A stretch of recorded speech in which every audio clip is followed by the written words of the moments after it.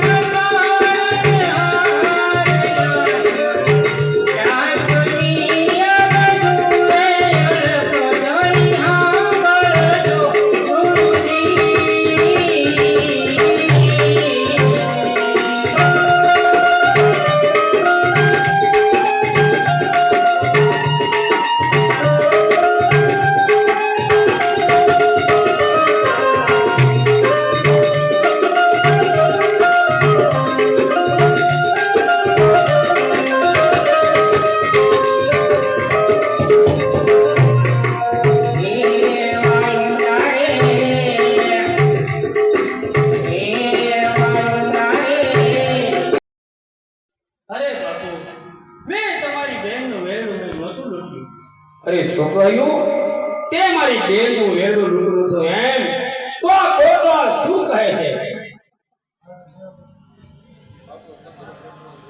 અરે બાપુ તમારો કોટવાલ તો વેરડું મૂકી અને ભાગી ગયો હતો અને તમારી બેન રાજબાનો ભાઈ બની અને તેના સાસરિયા સુધી અરે બાપુ હું મૂકી આવ્યો હતો અરે હા આ તારી વાત સાચી છે એમ કે કોટવાલ વેરડું મૂકીને ભાગી ગયો તો અને મારી બેનનું વેરડું તો ઠેઠ સાસરગામ સુધી મૂકી આવ્યો અરે ખીમડિયા તારી વાત માટે મને વિશ્વાસ છે પણ તું રાજ સામે બારવટીએ ચડ્યો છે એટલે મારો હુકમ છે કે મારું રાજ છોડીને ચાલો જા બરાબર છે બાપુ મારી નાખો કાપી નાખો એટલે બધું પતે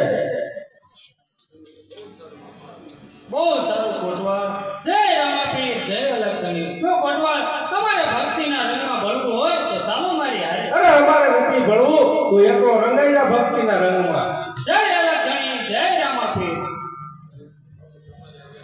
અરે બાપુ તમારે હવે મને ઇનામ આપવું જોઈએ અરે જીવા જે જોઈ એ માગી લે હું તને આપવા માટે તૈયાર છું અરે બાપુ એ પહેલા તમારે મને વસન આપવું જોઈશે. અરે જીવા એમાં વસનની શી કિંમત?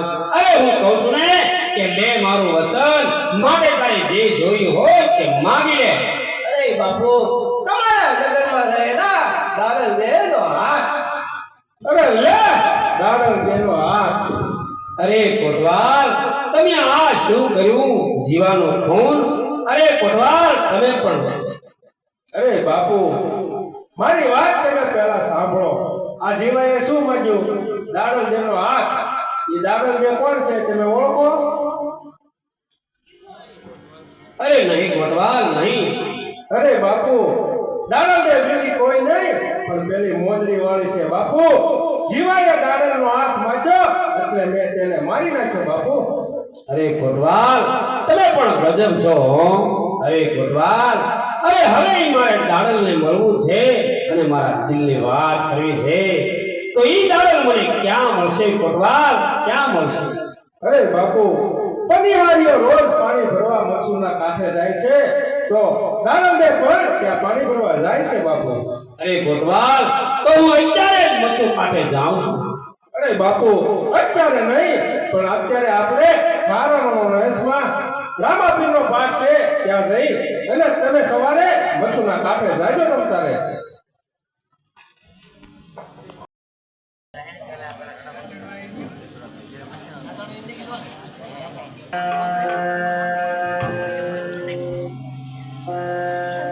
ये जी गुरु हमारा कारुण्य ने मुझ पर की दी में ले जी मोर बतारो मरम तणो ये मारा उतरी गया सब दे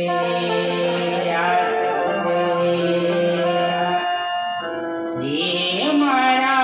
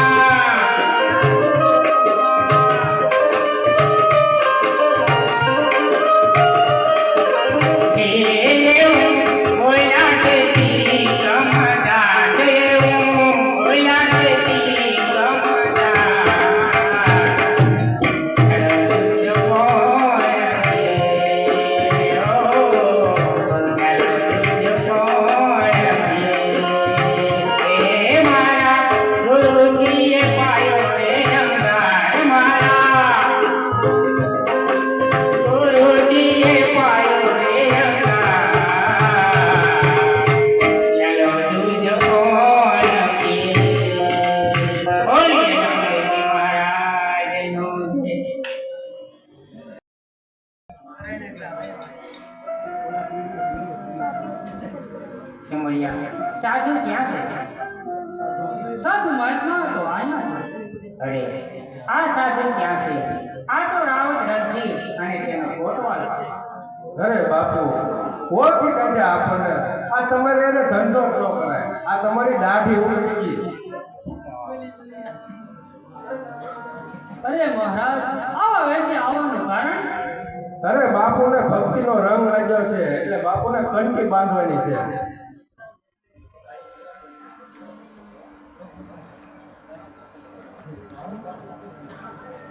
અરે તો આવો બાપુ, હું તમને કંઠી બાંધી દઉં. અરે બાપુ જરા કામ આવો હું તમને કહું.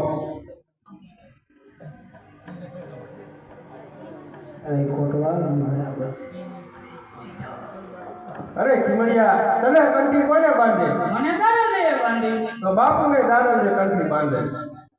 એમાં શું? બાપુને કંઠી હું બાંધી દઉં.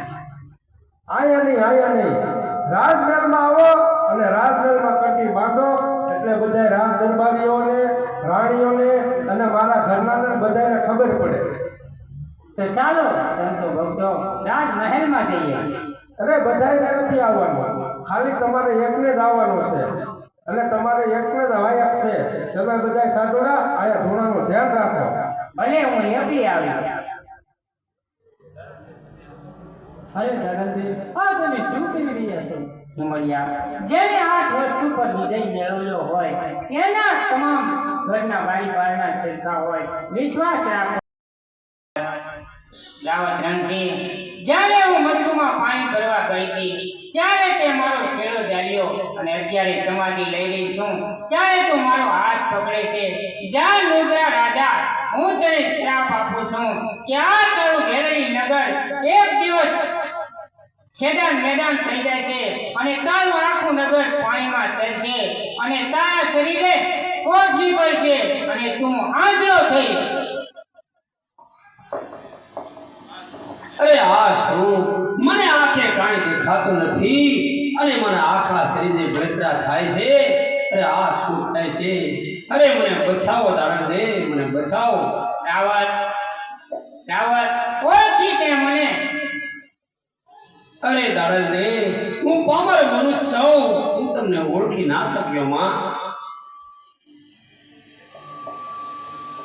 અરે તો સાંભળ, આગલા જન્મમાં હું મસુ કાંઠે રહેતી. મસુંદરી નામની કન્યા હતી અને તું ભેરવ કરીને રાક્ષસ હતો.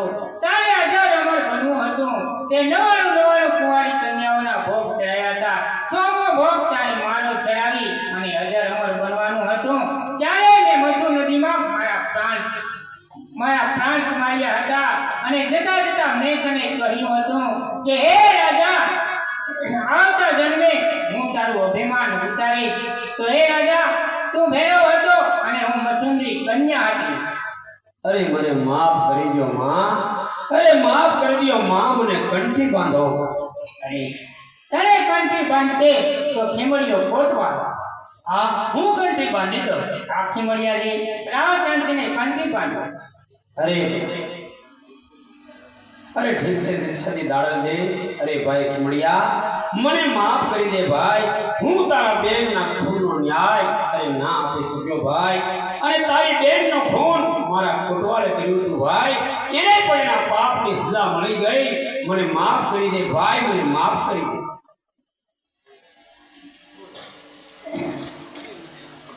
અરે હા, હજી મને આગે કાંઈ દેખાતું હોય દાડણ દે. મને માફ કરો માં, મને માફ કરો. અરે કહેવતમાં કીધું છે કે લાખો મરજો પણ લાખોનો પાલનહાર ન મરજો. માટે તો અહીંયા અરે હું તને એક શ્રાપમાંથી મુક્તિ આપું કે 2 મોટી ધૂળ તું મારી સમાધિમાં નાખશે એટલે તને આંખે દેખતો થઈશ અને શરીરે સારું થઈ જાય છે. અને અહીંયા અમારી સમાધિ બનાવજે અને જે કોઈ યાત્રાળુ આવે તેની ઉઘાડે પગે સેવા કરજો. માનવ સેવા એ જ પ્રભુ સેવા. જય રામાપીર, જય રામ, જય રામ, જય રામ. બોલ રામા